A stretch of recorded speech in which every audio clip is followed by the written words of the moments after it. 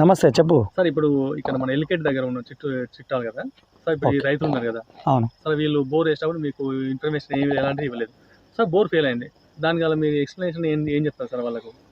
న్యాచురల్గా ఏంటంటే గ్రనైట్ రాయి అనేది అగ్నిశిల, దీంట్లో నీళ్ళని తీసుకోదు కాబట్టి ఇచ్చే లక్షణం దీనికి ఉండదు. నల్గొండ జిల్లా చిట్యాల మండలం ఎలికట్ట గ్రామం. అయితే ఇక్కడ ఈ గ్రనైట్ వీళ్ళు మనం సర్వే చేసినప్పుడు మనకు వీళ్ళు చెప్పిన అంశం ఏంటంటే 360 ఫీట్ల తర్వాత ఫ్రాక్చర్ జోన్స్ ఉన్నాయి. సో 360 దాకా మొత్తం వైట్ పౌడర్ వస్తుంది, కనీసం ఒక చుక్క డ్రాప్ కూడా వాటర్ రాదు అనే విషయం చెప్పడం జరిగింది రైతులకి. అయితే వీళ్ళు ఏంటంటే శివరాత్రి పండుగ వచ్చింది ఒకటి, సరే చూద్దాం రాత్రి 12 గంటల టైంలో బోర్ బండి వచ్చింది. బోర్ బండి వాళ్ళు చాలా బిజీ ఊరు కదా, ఆ సమయంలో పొద్దుగల టైంలో పొద్దు పౌడర్ వస్తే 300 ఫీట్ల దాకా పౌడర్ వస్తుందని అన్నాడు. కాబట్టి చూద్దాం మరి నైట్ వేసి చూస్తే బాగుంటుంది కదా.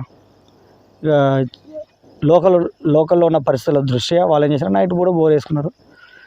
300 వరకు డ్రిల్ చేయడం జరిగింది. అయితే ఎక్కడైతే ఫ్రాక్చర్ జోన్ బండ కింద పగులు ఉన్న దగ్గర వరకే డ్రిల్ చేయలేదు. వాళ్ళు చేయకపోవడం వలన అది బోర్ ఫెయిల్ కావడం జరిగింది. చూసారా మొత్తం పౌడర్ వచ్చేసింది, రాక్ పౌడర్. అయితే జోన్ ఆఫ్ ఎరేషన్ అనేది మొత్తం డ్రై అయిపోయింది. ఎక్కడైతే జోన్ ఆఫ్ సాచురేషన్ అనేది వాటర్ టేబుల్